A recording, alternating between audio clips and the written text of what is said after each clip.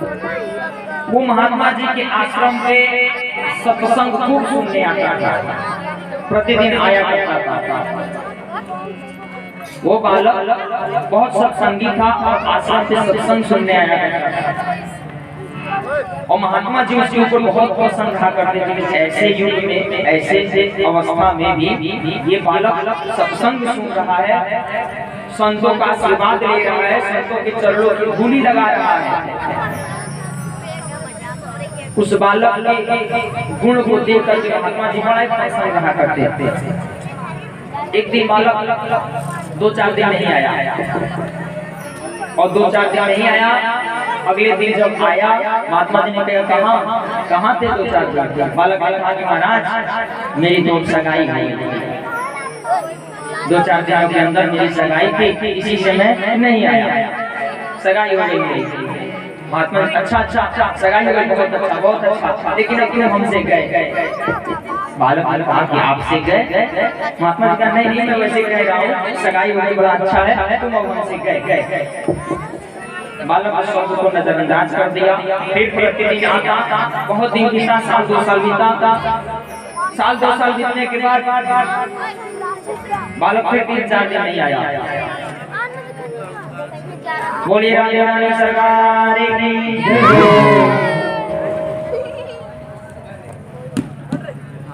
हरे राम राम सीता राम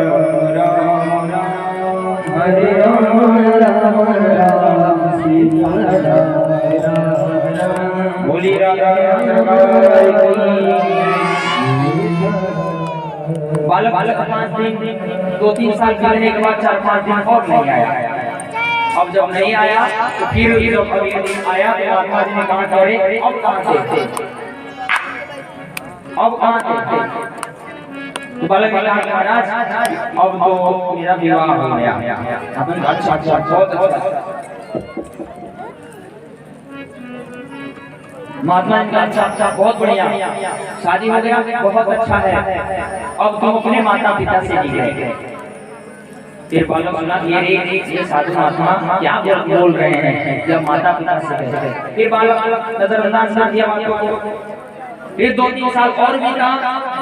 2-3 साल बीतने के बाद अब 2-3 दिन फिर बालक नहीं आया। वो जो लड़का नहीं आया, फिर अभी जब पहुंचा बता में महात्मा जी ने पूछा कि अब क्या?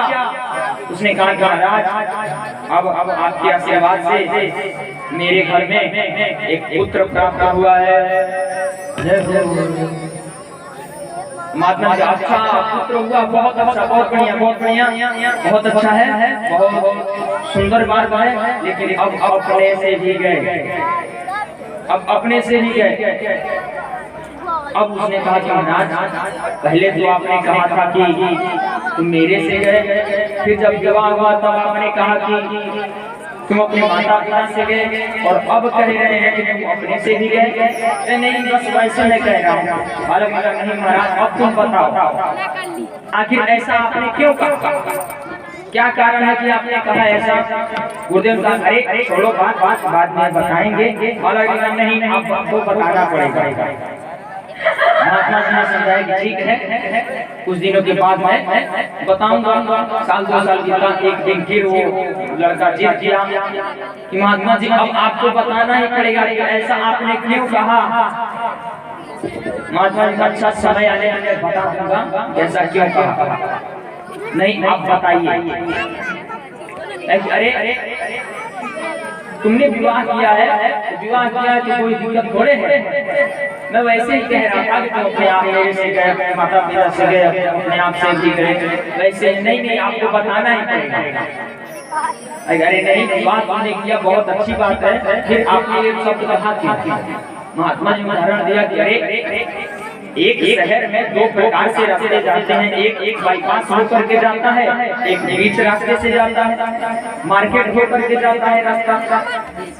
तो जो बाईपास होकर के जाते हैं वो दुनिया के जंजालों में नहीं फंसना चाहते, तो फिर लोग मार्केट की रास्ता पकड़ते हैं और सन्यासी लोग बाईपास की रास्ता पकड़ते हैं। जाना तो भगवान के ही नाम है। तो सन्यासी लोग शादी बिना विवाह किए इस संसार के झमेले में नहीं पड़ना चाहते, इसलिए बाईपास का रास्ता अपनाते हैं। और गृहस्थी लोग शादी विवाह करके उसी मार्केट वाली रास्ते से जाते हैं। धक्का खाते हैं, लात खाते हैं, जूता खाते हैं, लड़के की गाली सुनते हैं। तो बड़े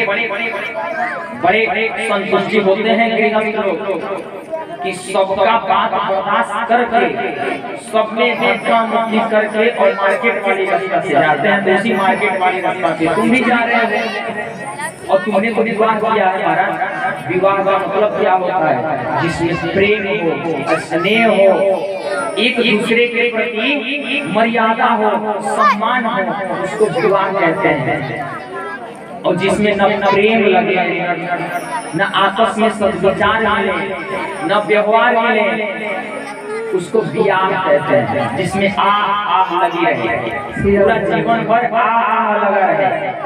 अरे बहुत दुख का बात है, सासू से झगड़ा, ससुर से झगड़ा, पति से झगड़ा, तीनों रात लड़ाई झगड़ा करती है, बहू आ जाती है, उसको ब्याह कहते हैं। तो आजकल विवाह कम और ब्याह ज्यादा हो रहा है। तो तुम तो विवाह किए हो, तो विवाह किए हो तो इससे कोई दिक्कत नहीं है, अच्छा है। गृहस्थ का वो भी एक मार्ग है, गृहस्थ का मार्ग अपना लड़के ने कहा कि अब आप सब साधु महात्मा आदमी, इसी से आप लोग ऐसे कह रहे हैं कि विवाह जो लोग कर लेते हैं, इसी से आप ऐसे कह रहे हैं। महात्मा ने कहा कि हाँ, हम सब गृहस्थ हैं, बाईपास से जाने वाले आदमी, हम सब सन्यासी और तुम सब गृहस्थ, तुम सब मेन मार्केट से जाते हो। बालक ने कहा कि हाँ, आप सब साधु बाबा बैरागी आदि ऐसे कह रहे हैं।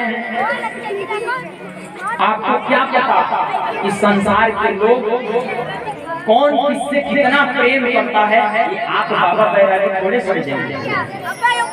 किससे कौन प्रेम करता है वो तो मुझसे पूछिए। मैं गृहस्थ जीवन से हूँ, शादी विवाह में कौन किससे कितना प्रेम करता है मुझे भली भांति से आता है। महात्मा ने कहा कि हाँ, वो तो मुझे पता है।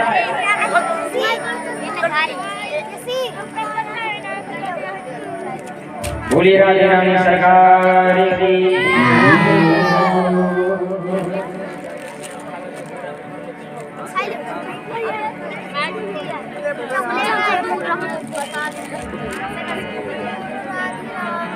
बोलिए राधे रानी सरकार की।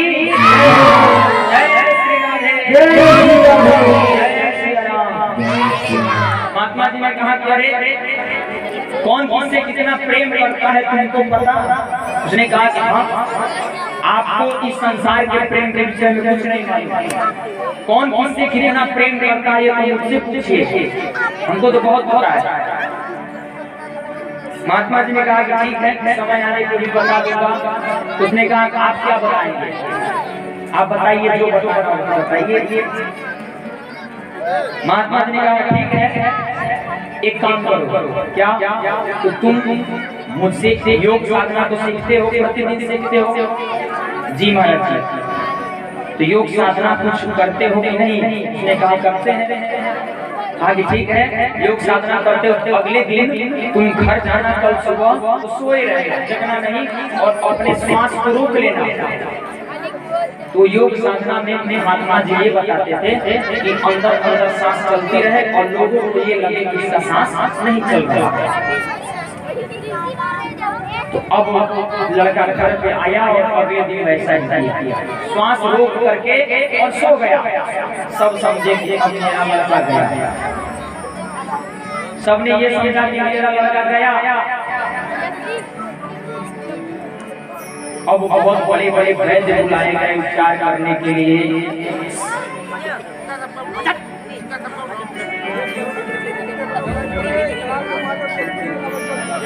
हरे राम राम राम सीता हरे राम राम सीता हरे राम राम सीता राम राम सीता राम हरे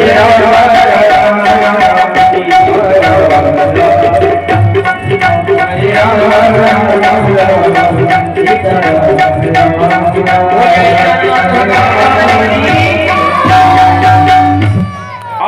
महात्मा जी के कहने को उस लड़के ने वैसा ही किया, श्वास को बंद कर लिया। घर वाले समझे कि अब लड़का गया। बड़े बड़े वैद्य बुलाए गए, डॉक्टर बुलाए गए, किसी ने कहा कि बस ये चल गया है, इसकी नाड़ी नहीं चल रही। अब ऐसे मौके पे सबने कहा कि गुरु जी को बुलाओ। तो ऐसे ही मौके पे साथ महात्मा पंडित जी याद आते हैं कि चलो कुंडली में करवा लो, पता नहीं क्या है, उसको पता चला अंत समय में ही पंडित जी की याद आती है। अब पंडित जी बुलाए गए और महात्मा जी आए। महात्मा जी आए, क्या हुआ? तो गुरु जी गया, अब इसकी श्वास नहीं चल रही है, गया मर गया। अब अच्छा ये बात है, थोड़े से मंत्र वगैरह पढ़े, पढ़ने के बाद ठीक है मैं इसको बचा सकता हूँ, लेकिन एक शर्त है। उस बच्चे को बहुत डिस्टर्ब कर रहे हैं बच्चे, अब तुम सबको उठा करके पीछे कर दिया जाएगा।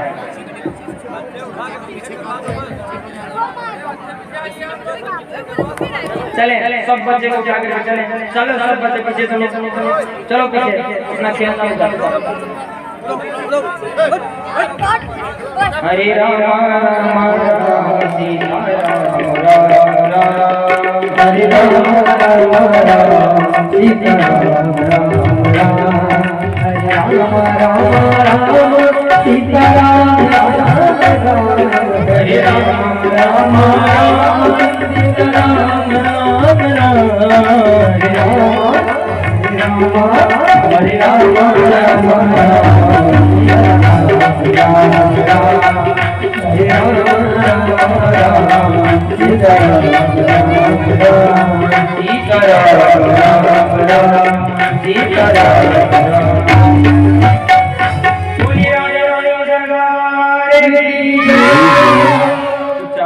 बैठे रहना, तुम सब बोल रहे हो ना, सभी लोगों को डिस्टर्ब हो रहा है। नहीं नन्हे मुन्ने बच्चे होते हो सब।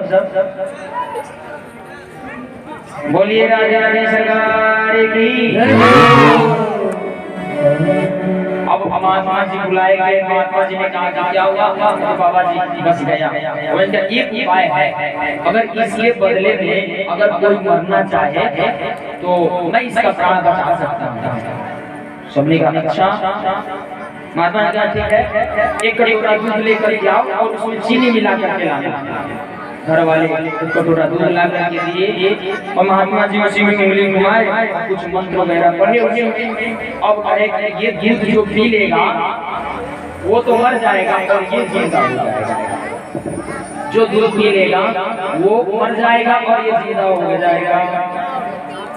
पिता के पास ले जा करके दिए, लड़के के बाप को दिया कि लो ये दूध पी लो और तुम मर जाओगे, तुम्हारा लड़का जीवित हो जाएगा। पिता ने कहा मैं तो प्रेम से बहुत करता था, लेकिन इतना नहीं करता था कि ये जीवित हो जाए, मैं मर जाऊं। प्रेम तो बहुत करता था लेकिन इतना नहीं करता था। अब वही बात, अब माता जी के पास दूध की कटोरी गई। माता जी के पास जब दूध की कटोरी गई, मैया ने कहा कि मैं तो पी लेती, लेकिन मैं क्या करूं, मैं तो विवश हूं कि मेरे जाने के बाद मेरे पति का सेवा कौन करेगा, इसलिए उसने भी मना कर दिया। अब वो दूध का कटोरा पत्नी के पास गया। जब पत्नी के पास गया तो पत्नी ने कहा अब मैं क्या करूं, ये तो विधि का विधान है, जिसको जाना है वो चला ही जाएगा, कौन रोका? जिसको जाना हो चला जाएगा, मैं क्यों बिना मौत का मरने जाऊं? दूध का कटोरा मैं क्यों? अब पत्नी के पास दूध की कटोरा चला आया। पत्नी के पास जब आया, मोहल्ले वाले भी खड़े थे चारों तरफ से। मोहल्ले वालों ने सोचा कि अगर ये दूध का कटोरा बाबा अपनी तरफ दिखाएगा तो मना करते हुए अच्छा नहीं लगेगा, इसलिए पहले हट जाओ। तो बाबा ने कहा कि ठीक है, कोई पीने को तैयार नहीं किया, मैं पी लूं। सबने कहा अरे इतना बड़ा परोपकार आप कर देंगे, अरे संत महंत तो परोपकार के लिए ही होते हैं, आप पी लेंगे, आखिर आपके पीछे रोने वाला कौन है? बाबा बैरागिया कौन है रोने वाला? पी लेंगे। बाबा ने कहा ठीक है। अब वो लड़का जो सोया है श्वास रोक करके सब सुन रहा है, पत्नी का भी बात सुना, माता पिता का भी बात सुना, मोहल्ले वाले का भी बात सुना। सबने कहा कि बाबा जी आप पी लीजिए, आपके आपका बड़ा समाधि बनाऊंगा, मेला लगाऊंगा, बड़े बड़े कीर्तन कराऊंगा, भजन कराऊंगा, बाबा जी आप पी लीजिए, आखिर आपके पीछे कोई होने वाला है नहीं, मेरा लड़का जीवित हो जाएगा। बाबा जी का ठीक है, कोई नहीं पीरा तो मैं ही पी लेता हूँ। पी कर दूध संत ने ली एक डगा, और क्या बोला, उठ बेटा चल मेरे संग अब देख लिया संसार। उठ बेटा, संत तो जानते थे कि दूध पीने से कुछ नहीं होता, दूध पिए, डकार लिए, कहा कि बेटा देख लिया संसार, यही है संसार। तू कह रहा था कि संसार को लोग बहुत प्रेम करते हैं हमसे, देख लिया, अपनी पत्नी को देख लिया, माता पिता सबको देख लिया, कौन किससे प्रेम करता है पता चल गया जिसको। ये संसार सबसे प्रेम करता है कब तक जब तक देखता है उसकी हाव भाव छाव को, जब तक देखता है तब तो बहुत प्रेम करता है। लेकिन कितना प्रेम तुम इन संसारियों से करते हो ना, उतना प्रेम अगर भगवान के श्री चरणों में लगा दोगे तुम्हारा जीवन धन्य हो जाएगा। जिन्हें हम हार समझते थे अपना सजाने को, वही अब नाग बन बैठे हमारे कार। देखो सबसे ज्यादा दुखी कौन करता है?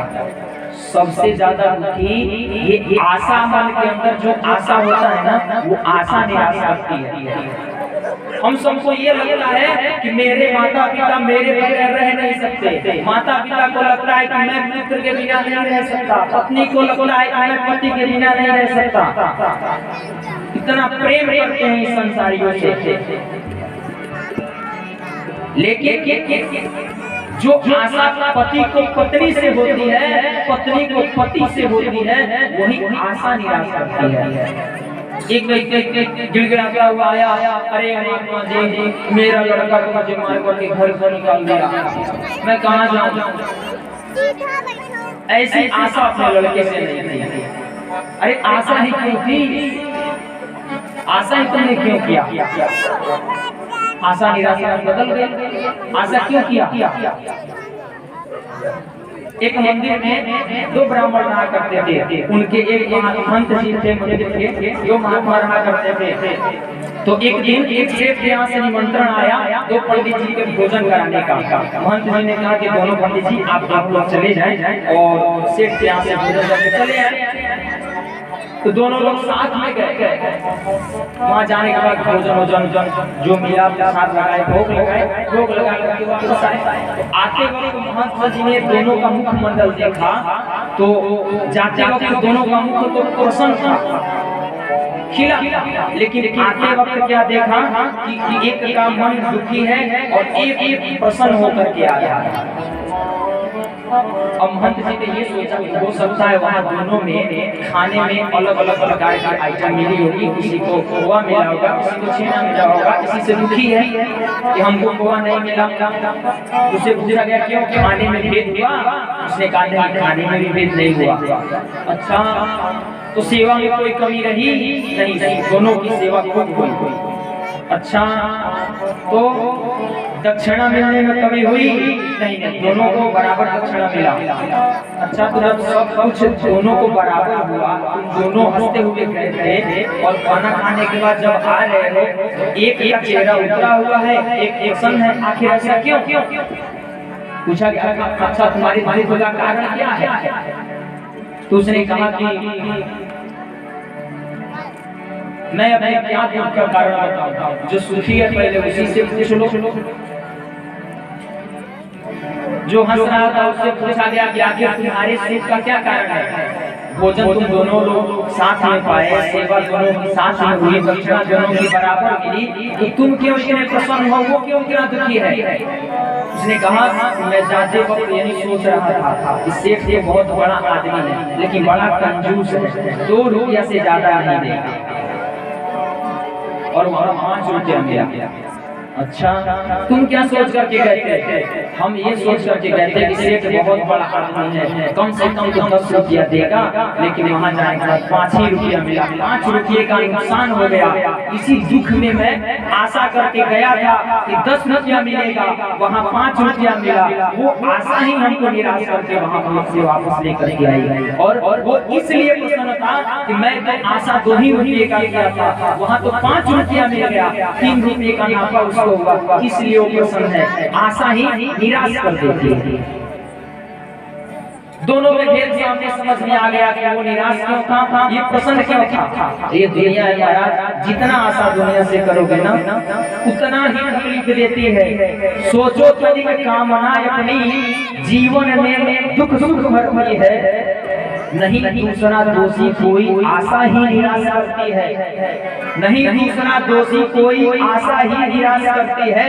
क्षण भंगुर विषयों से सुख का अस्थायी आधार न मांगो, प्यार करो पर प्यार न मांगो। गैरों से क्या अपनों से भी सपनों का संसार न मांगो, गैरों से क्या अपनों से भी सपनों का संसार न मांगो। तुम्हें दिखाई देती है जो बसी हुई बस्ती यारों की, धोखे में मत आ जाना, ये दुनिया है दुकानदारों की। और व्यवसायी से निश्चल मन का प्रेम भरा व्यवहार न मांगो, प्यार प्यार न मांगो। जिसने जगत बनाया जग में उसकी ही इच्छा चलती है, जिसने जगत बनाया उसकी ही इच्छा चलती है। बात कभी की अलग हमेशा दिल की दाल नहीं गलती है। मुक्ति का उपाय सोचो, कुछ मुक्ति का भंडार न मांगो, प्यार करो पर संसारियों से क्या मांगो। जब जो हरि का रूप समझकर मन में भाव भक्ति का कर दो, जब को प्रभु का रूप समझकर भक्ति का भाव कर दो, प्रभु की सत्ता सिंधु सरित सा अपना अहम विसर्जित कर दो, छूट जाएगा रोना अपने होने का अधिकार मानो, प्यार प्यार देखो फलदायी वृक्षों को जो फल दिया करते हैं, देखो फलदायी वृक्षों को कितने नम्र रहा करते हैं, फल वाले होकर भी कठिन पत्थर का प्रहार सहा करते हैं। सीखो ये स्नेह देख करके बदले में सत्कार न मांगो, प्यार करो पर प्यार न मांगो। है अनेक में एक यही तो मिलता है उपदेश यहाँ, है अनेक में एक यही तो मिलता है उपदेश यहाँ। सभी राम का रूप है, सभी राम का रूप है, बदले रंग और राजेश कहाँ। इसी दृष्टि से सृष्टि बदल दो, दो ऋतु का प्रतिकार न मांगो, प्यार करो पर प्यार न मांगो। महात्मा जी ने कहा कि देख लिया संसार, ये संसार है, प्यार आशा करोगे तो मर जाओगे पगलोगे। संसार के लोगों से आसान प्यार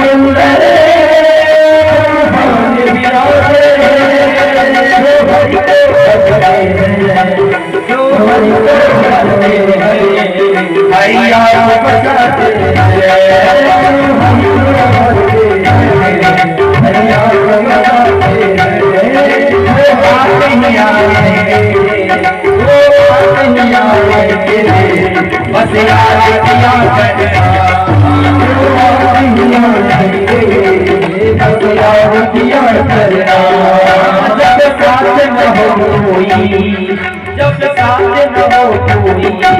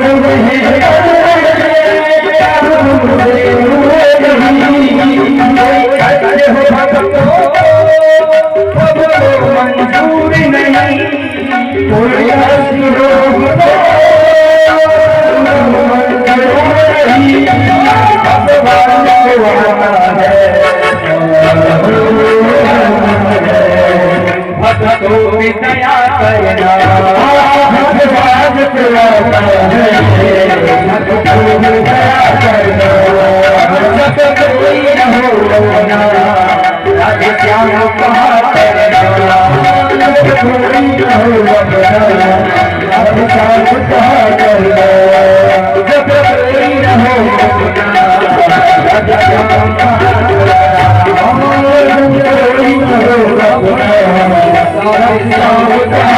श्याम कहा बस ध्यान किया करना बस ध्यान जब कोई न हो राधे श्याम कहा करना कोई न हो राधे श्याम कहा करना जब कोई न हो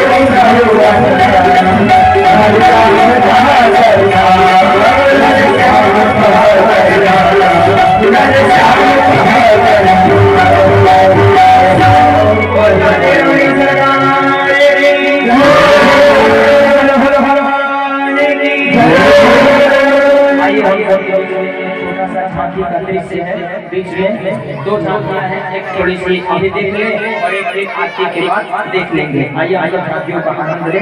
बोलिए राधे रानी सरकार की। लेकिन झांकी तभी होगा जब आप शांति बनाए रखेंगे। अपने झांकी के दृष्टि को देखिएगा। जय श्री राधे। बोलिए जय श्री राधे। ये लोग बोल दही भी है, अभी दूध और दोनों डाल के आइए। पंडित जी बोलेंगे तो भी नहीं बोलेंगे।